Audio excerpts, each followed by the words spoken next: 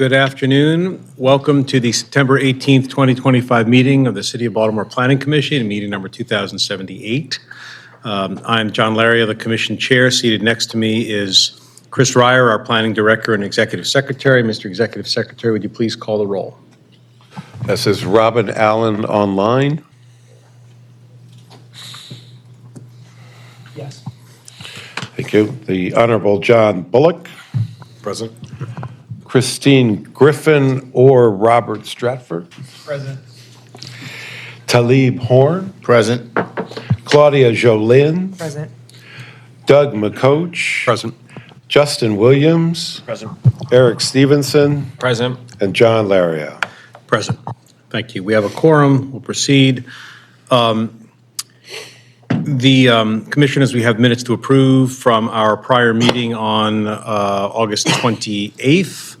They've been circulated, posted. Is there a motion to approve? So moved. Is there a second? Second. All in favor, aye. Aye. Opposed, nay. Motion carries. Thank you very much. We're going to turn in a moment to the consent agenda and then to the regular agenda. For those of you who were here for the 1:30 agenda, we have a very short 1 o'clock agenda because of some postponements. I think there may be a slight delay before we start the 1:30, or there may not, depending on the time the commission takes with the prior items. But I did want to take one moment before turning the consent agenda to acknowledge what I think everybody is well aware of, that the mayor has appointed a new planning director to succeed Chris Ryer. His name is Timothy Keene. It was a great press release and some good coverage. I know the commissioners have seen it. Mr. Keene will start on September the 29th, soon. There will be an appropriate transition period, so there will be every opportunity for Director Ryer and incoming Director Keene to work together and transition, and every opportunity for us to properly thank Chris Ryer for many, many years of service to the department, to the commission, to the city. So we won't take time to do that now, if you don't mind. But we're all working on our speeches for the Chris Ryer toast and roast, I'm sure. I just want to say that I could not be happier about the outcome of that search. Tim Keene is really a nationally recognized, even internationally recognized planner. The city of Baltimore is fortunate to have him, and I think it speaks very well to the city of Baltimore and particularly to Mayor Scott, because when I met with Tim as part of the process, at one point I said to him, do you have questions, particular questions? And he said, well, I have some questions, but the big question that remains to be answered is, he said, it's really all about the mayor. He said it's about the mayor. And this is a fellow who has been in many, many roles around the country, in Charleston, Atlanta, and everybody's seen his resume. And what he was saying in saying that was that if the mayor appreciates and supports the role of the planning department and the planning function in the city, that was something that Tim needed and expected as a condition of his coming to Baltimore. And obviously, if the opposite were true, the opposite result. I had the privilege of being part of the meeting with the mayor and senior staff, including the deputy mayor here to my left, and Tim as part of the interview process. The mayor was outstanding in his articulation of the role that the planning department and the planning director can and should play, not just to do core planning functions, but to be part of an economic development team and enterprise and other aspects to give planning department its due regard and necessary regard as part of the city's structure and economic development, community development enterprise.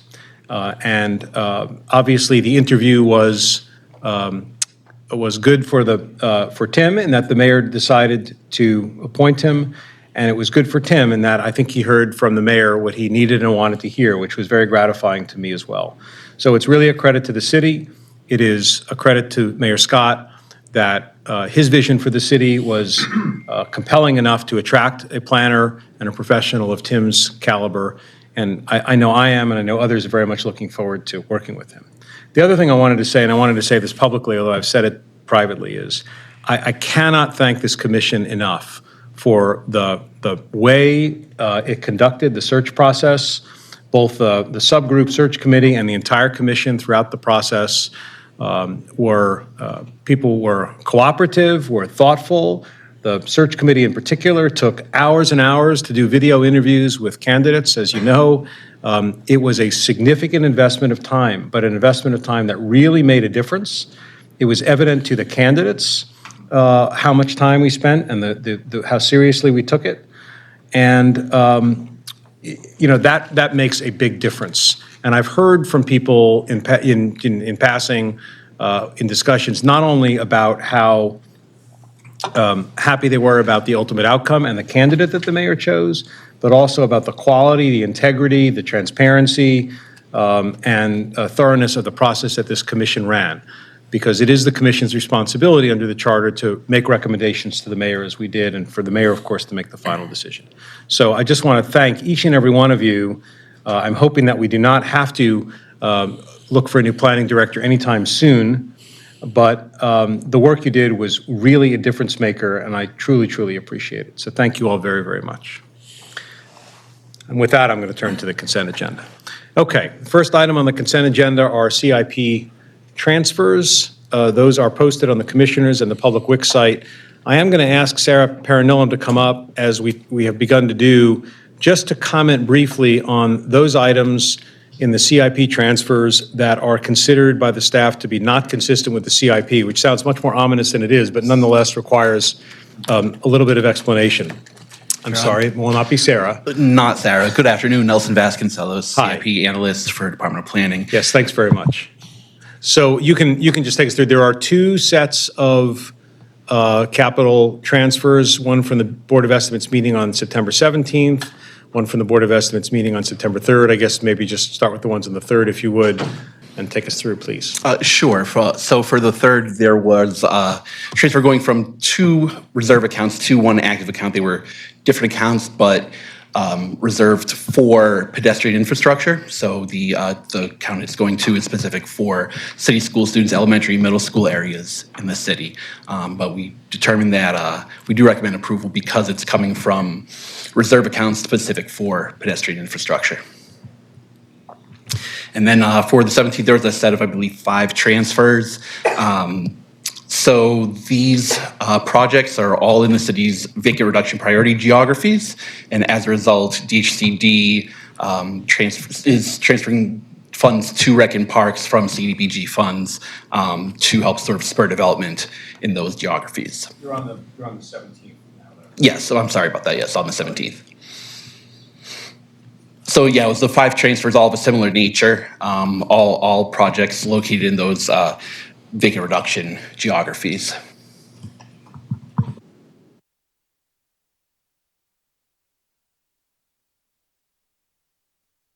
Okay, sorry, I want to make sure. You got them all, yeah, because you grouped them together. That's perfectly fine. Are there questions from the commission for staff? Okay.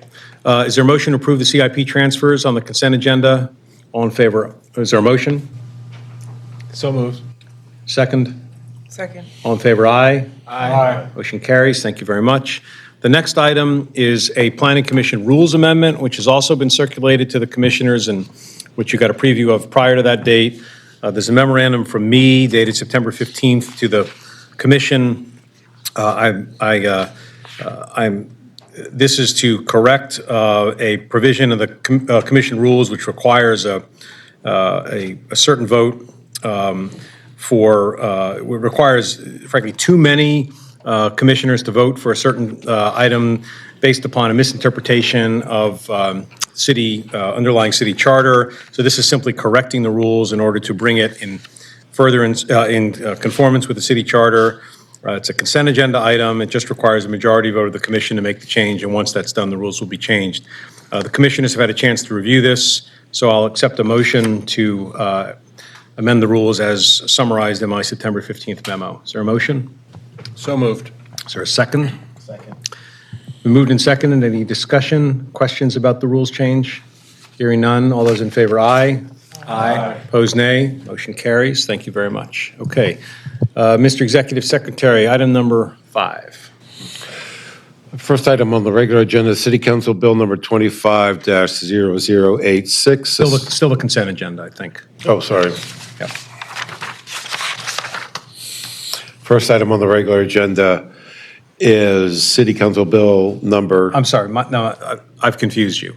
There is an item on the consent agenda, item 5, which I just wanted you to call, and then we will vote on it quickly. All right. My fault.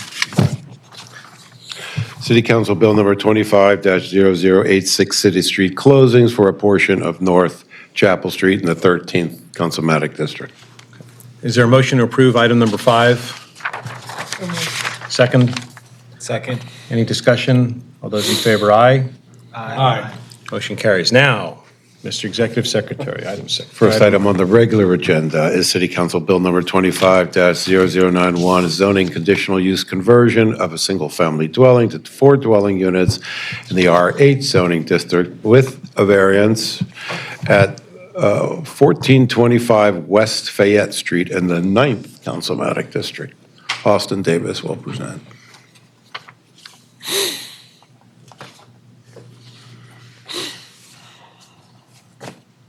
Alrighty. Good afternoon, everyone. So I'll just begin with the location of 1425 West Fayette, and here's the plat highlighted in red.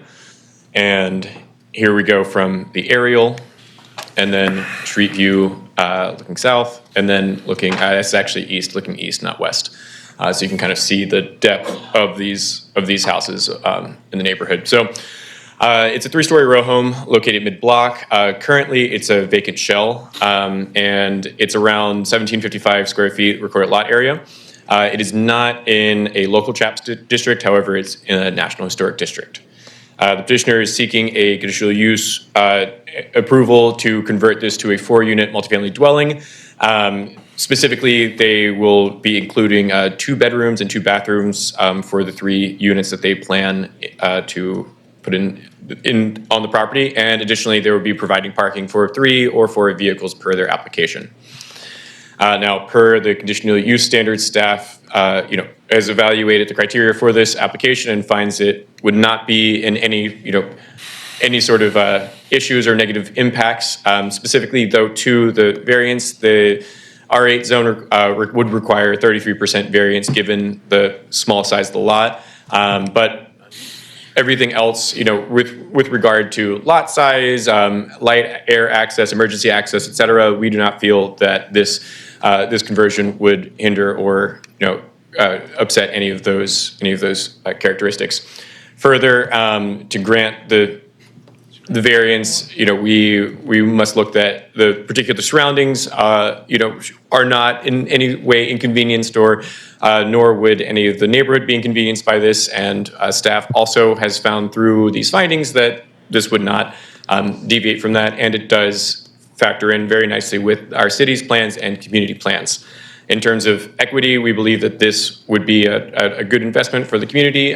It would, obviously reduce vacancy and would help with, increasing more owner occupancy in and around the block. And specifically, the Franklin Square Community Association submitted a letter of support for this application, emphasizing the importance of historic home preservation and supporting reasonable development and expansion of housing options. And this was posted properly, and our recommendation is to adopt findings and approve.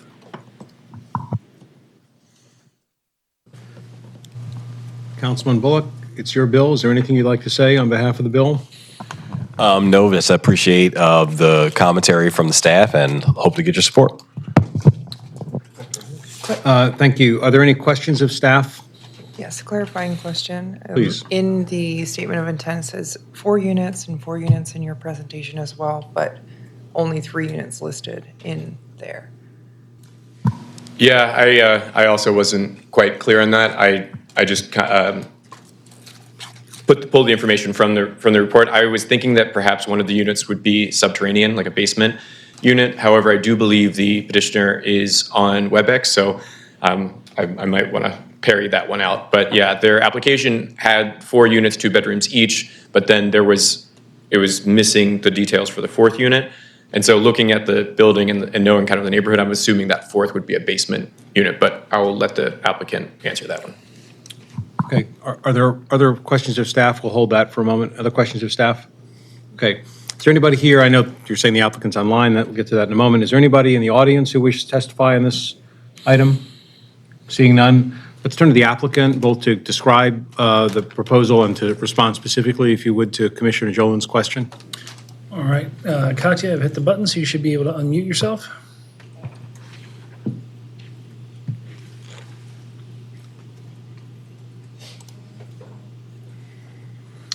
Okay, I see the button is off, but I'm not getting any audio on my side. All right, Katya, if you're speaking, we're not hearing you. In some cases, especially if you're on a cell phone, you might have a double mute scenario going on.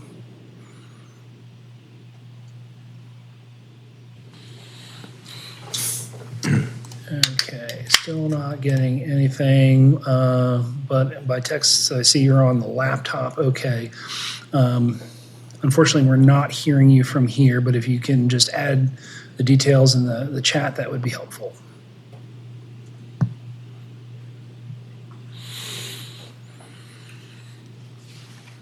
And that may take a moment to type out. That's fine.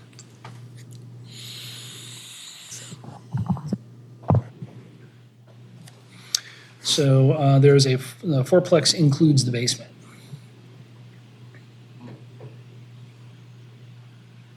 Does that answer your question, Commissioner? Let's be clear. I want to make sure you're getting your question answered. It does answer my question. I'm unsure why that is not included in this. I feel like maybe I'm missing something. And I'm unclear how the variance requirements would have been calculated without clarity on the number of units. I don't believe a basement goes into it. For the square footage of the building, it excludes basement area. And the applicant is also saying it's a replica of the neighborhood. So it sounds like this is a similar layout for the buildings in that group, and that it was recently converted.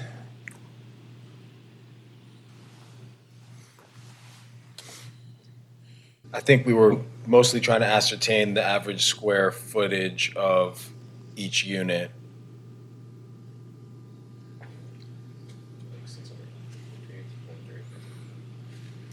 And so Katya, do you have the square footage approximate for each unit?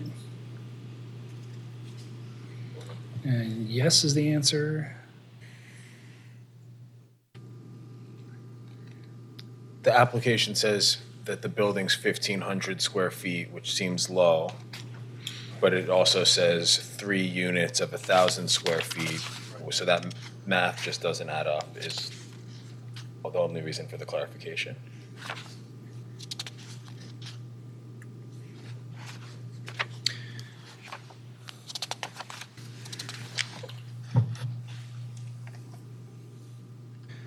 All right, so it looks like this building has 1,755 square feet total. Of lot area.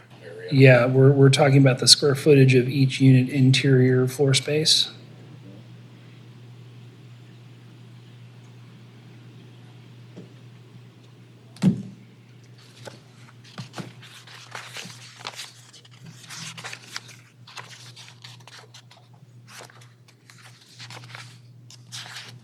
And she's saying 1755 is the interior, so there must be a discrepancy against the floor plan. Yeah. I'm sorry, 1755 is listed in the zoning administrator's letter as the lot area for the parcel. I presume that the zoning administrator simply goes and looks at the plat and has determined, I assume correctly, that 1755 is the lot area for the parcel, not the lot area, not the gross floor area of the building.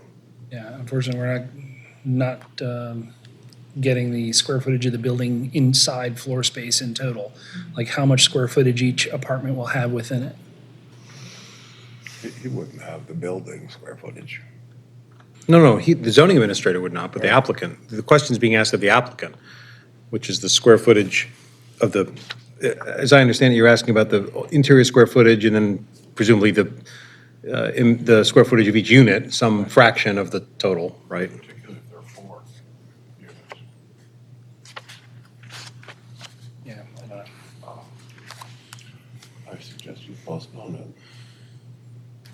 Is that all we have? So, okay, yeah, you're giving us the size of the flat land. What the commission is looking for is the interior floor space of the building. How much square footage in each apartment, if you happen to have that.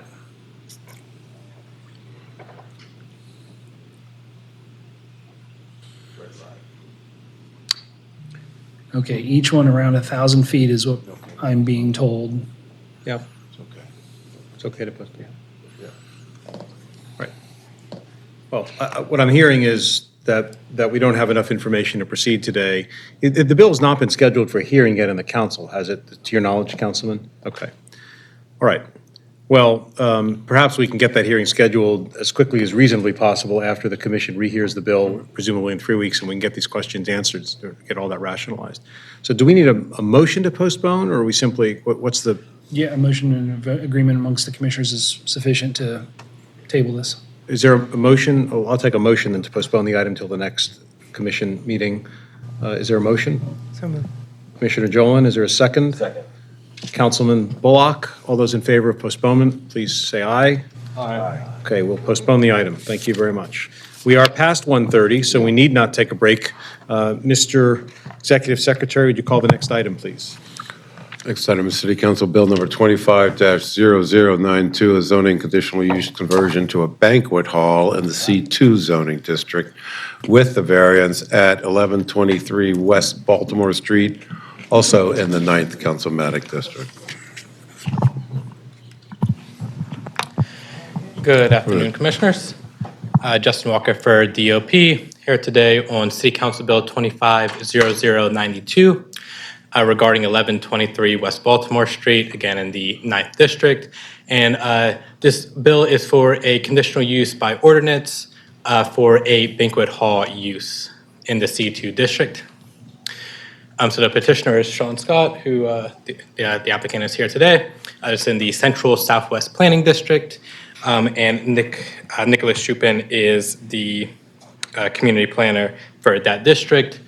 This is in the Hollis Market neighborhood and also in the Union Square CHAP district. Looking at it on the map there and taking a quick look at the plat here, you can notice the building highlighted in red on the left-hand map. And just one point to note while this is up on the screen is that this is in the C2 zoning district. And the block behind it is C1 zoning with residential, the R8s and 9, at least half a block away from the subject property. So just noting the location of the closest residential zones to the banquet hall. So taking a look at the satellite image here, you can see the building on the corner there. It occupies the entire lot, which measures 32 by 67 feet. Also of note, on the rear of the block, you can see the parking lot that is not on the parcel of the subject property, but that is a publicly available paid parking lot that may be used by patrons and is commonly used by the patronage of the commercial uses on that block.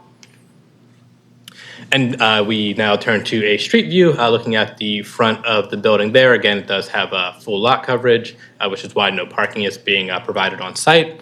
Staff will note that some exterior modifications to the building were made without the proper authorization with this being in a CHAP district. CHAP staff has informed us that the property owner is working diligently to correct those, and they did not need any extra enforcement through this approval, and those situations are being worked out. So the first set of findings we have to meet are the conditional use. The zoning administrator has determined this is a conditional use according to, that should be table 10301 of the zoning code. It is a conditional use by ordinance, which is why it is before the commission today.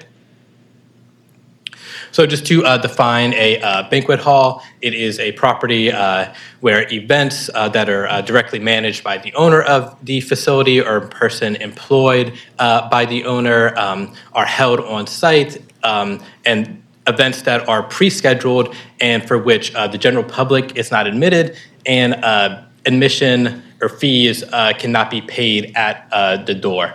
And as you can see under number 2 as well, the code strictly forbids, and the applicant is not proposing this. No promoters can be able to use the space. There's, of course, been a common problem, especially with larger houses that are available for rent and other rental properties, having promoters host large events which get out of control. Again, that is not proposed by the applicant, and it is forbidden in the definition of the code.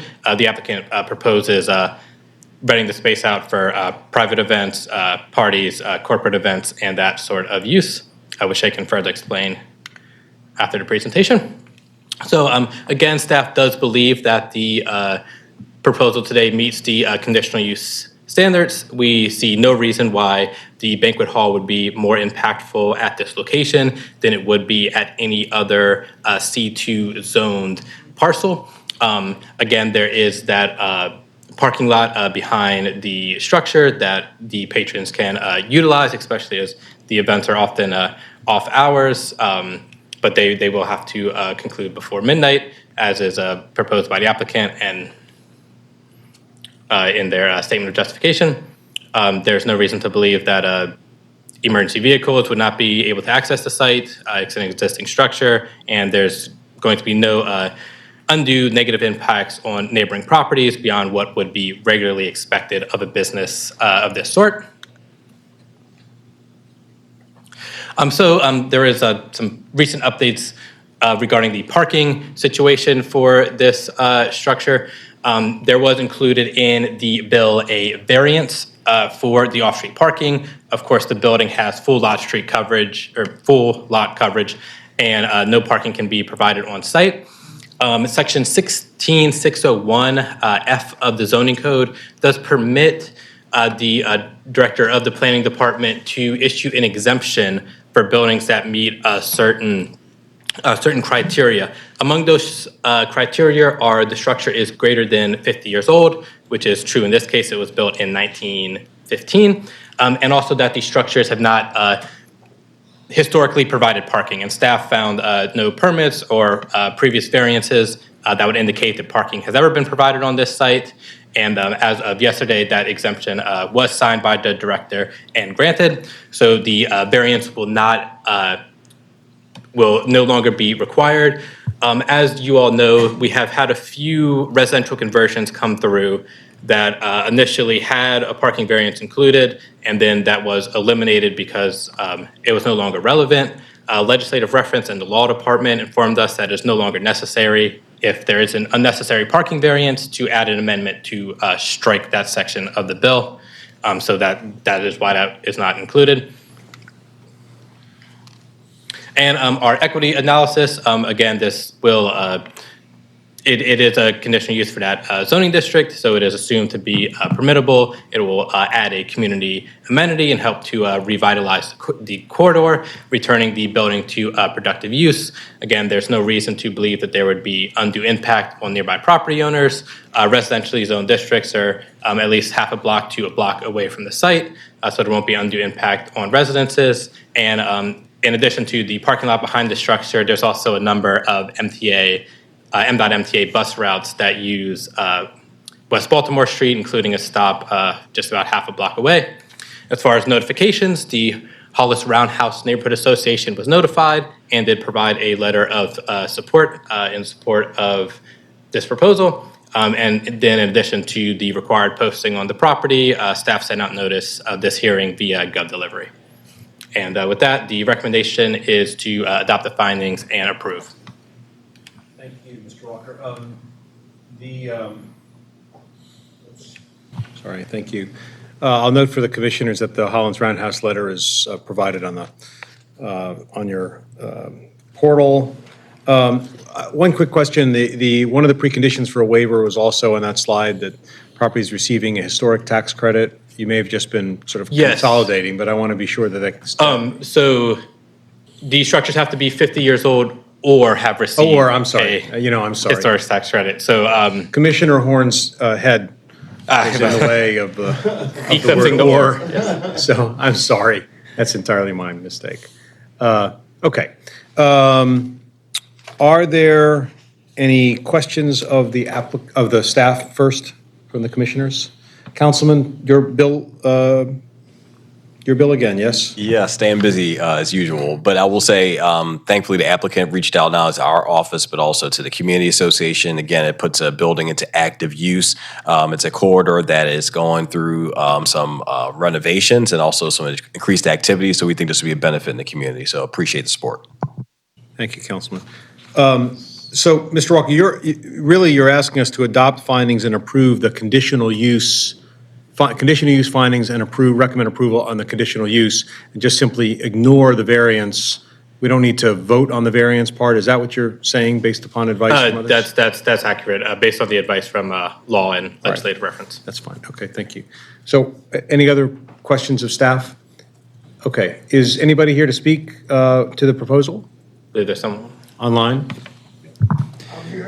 Oh. The owner. Okay, just a moment, sir. Who, is the person online an applicant or do you know? Kim Lane from Southwest Partnership. Okay. Let's start with, is there someone here representing the applicant or the property owner? I'm the property owner. Yes, sir. And you're the applicant, you'd be operating the business? He's the operator. Yes, well, perhaps, would you mind coming up, sir, and hear from, I did see today coincidentally some nice media coverage, and I don't remember where, but it was a nice story in the BBJ about the proposed use, and very positive things were being said. So I refer you to that if you haven't seen it. But Oh, okay. would you just introduce yourself and tell us what you're proposing, just the commission has a sense, please? My name is Sean Scott, and this is my wife, Cassia Scott, in the audience. And the name of our company is actually Little Miss Butterfly Events. We've been in business for 12 years. We're primarily a event planning and decorating company. We offer full service event planning and decorating. We decided to open up a banquet hall because, in our journey of her decorating, trying to find events, we ran into a lot of problems with other facilities, not as willing to be as accommodative and didn't share the same customer service attitudes that we have. So we decided to, get our own banquet hall, or try to get our own banquet hall. This is actually the second one that we have. So we closed up the first one because this was a bigger space and it met more of our needs. The first one was in the Charles Village area. So like I said, we've been in business for 12 years. We had a banquet hall for 8 years. Haven't had any problems. Just to address the issue with the renovations, I wasn't aware that we needed a permit to paint. So that was pretty much what it was. So once that was made to our attention, we straightened that out, right away. So the building is painted. It doesn't look like it does now. We put around $70,000 to $80,000 in the building so far. The building first level is pretty much completely renovated. Ready to go upon, what we're doing here. Like I said, we've excited about being in the community because previously, I guess, it was in a theater district. And so we were pretty excited about that because there's an old theater that sits directly across the street. And so to bring that look back to that block, because currently there's only one other active business on the block. So everything else is pretty much vacant. So we've, right now we've made the block look, a lot better, so far. And then we have plans in the future, once everything's approved, to do more, renovations and so forth. The gentleman stated, we don't plan on hosting anything. Well, we don't host events. All our events are pretty much things that my wife decorates for, or just people looking to use the facility. So we never brought in promoters. We never host our own events. Like I said, we felt as though this was a good fit for what we do, because we can give our customers a better customer service experience. Good, thank you, sir. Are there questions for the applicant? Just hang on one second, sir. Are there questions for the applicant? No, thank you. Okay. Sir, we don't need to hear from the owner unless you have something particularly you want to add. Oh, give it to him. Thank you. I'm just wondering if anybody, I mean, that's Arlington, cross street around Arlington Street, Arlington Avenue, is that right? Carrollton, Arlington, Carrollton. We're going to hear perhaps from Main Streets, is that right? I'd just be curious knowing, especially when the gentleman said, the entire block is vacant, I'm doing this, which congratulations and thank you for doing that. But I'm just wondering what the prospects are for that zone and how potentially this could be catalytic. Just a little bit of context would be helpful, and maybe Main Streets can provide that. So, I can clarify that. please.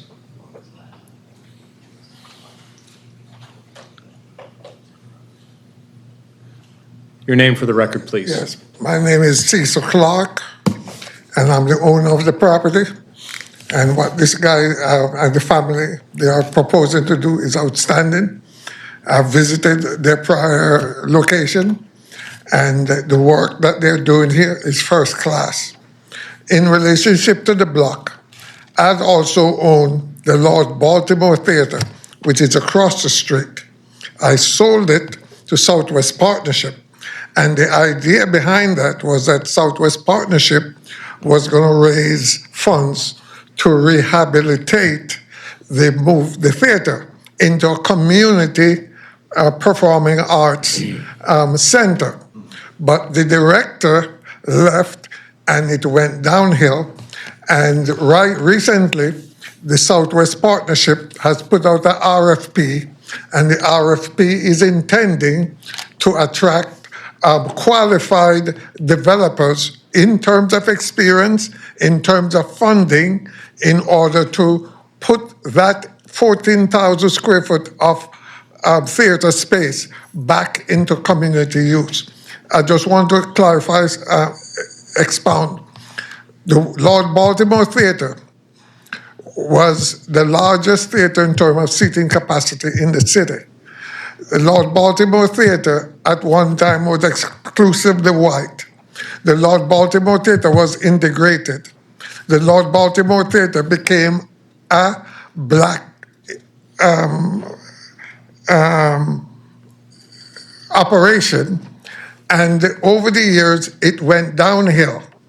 And I think what Southwest Partnership is intending to do is a very positive thing, because his operation is directly opposite the Lord Baltimore. And at this moment, the RFP has been submitted by people, and the Southwest Partnership is in the process of selecting a developer, and these things would work in a very positive way for the community. In addition, at 1127, that's under active renovation at this point in time. So he's having right next door to him being renovated. And on the corner of Carrollton, North Carrollton, and West Baltimore Street, somebody recently bought that. And they are actually in the process of starting renovation. Across the street was recently renovated next to the vacant lot.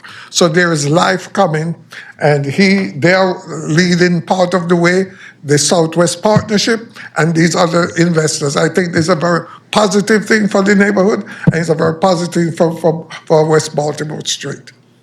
Thank you, Mr. Clark. Questions for Mr. Clark? Yes. Any questions? No? Okay. So, Mr. Tiso, we have someone online from, did you say Main Streets? Did I get that right? From Southwest Partnership. I'm sorry. Kim Lane here. Kim, if you can introduce yourself, just to make sure we can hear you in the room. Can you hear me? Yeah, got you now. Okay, go ahead. Okay. Geez, I could have just typed it. Hi, everyone. My name is Kim Lane. I'm here for Southwest Partnership. I think some of you know me, my previous work at Pigtown Main Street. In full transparency, I'm also married to Director Ryer, which I guess is the last time I have to say that. Not that we're getting divorced. He's just not going to be at Planning Commission. So like Mr. Clark said, there's a great amount of movement happening on West Baltimore Street. Just to add to what Cecil said, we are releasing next week over $400,000 in capital improvement grants for businesses. Little Miss Butterfly will be one of those recipients. And also Mr. and Mrs. Scott, since they've first started to lease the space, has been involved in our commercial committee, which is all different neighborhood representatives and businesses. So we're in full support of this variance. They've been wonderful to work with and are adding a great amount to that block and to West Baltimore Street. And right, as the commissioner mentioned, if you didn't see it today, the article in the Baltimore Business Journal was wonderful. Thanks. It's John Laria here. Ms. Lane, can you just remind me I know Southwest Partnership is an area, but the main streets, which you know well, how much of West Baltimore Street does that cover? West Baltimore Street is not a designated main street. Oh, I thought- So we have a commercial development program Yeah. and we run it Main Street like, but we are not a designated Main Street So area. it's really Washington Boulevard. I'm trying to think of where Pigtown Main Street. It's only, in Southwest, it's only Washington Boulevard. There's not one in West Baltimore, only in Southwest, which is Washington Boulevard. And just let me jump in really quickly. So there has been a proposal for years. It hasn't been solidified, but there is an attempt to also connect West Baltimore Street and also its proximity to Holland's Market. But again, that hasn't moved forward Yeah. yet, so there is no active Main Street. Yeah, it has such great bones, West Baltimore Street, between Holland's Market coming into MLK Boulevard, and it just wants to be filled up, right? So it's good to see this, but I'm curious. I was just trying to remember. Okay, are there any questions for Ms. Lane from the commission? Okay.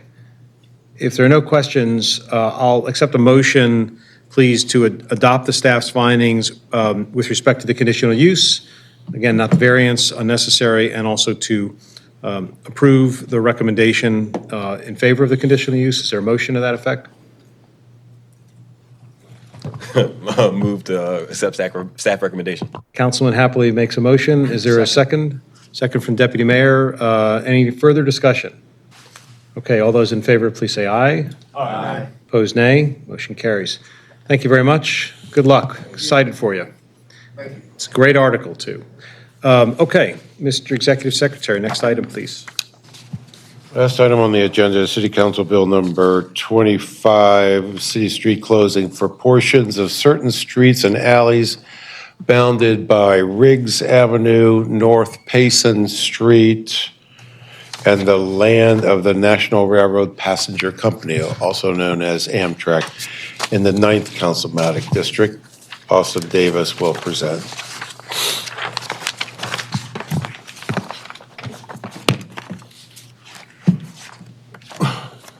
Alrighty.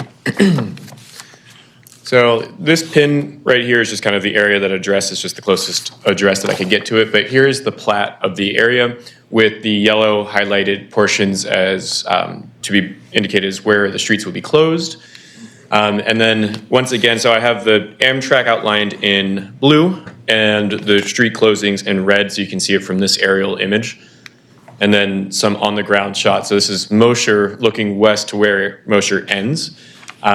This is the alley that will be closed kind of behind Payson.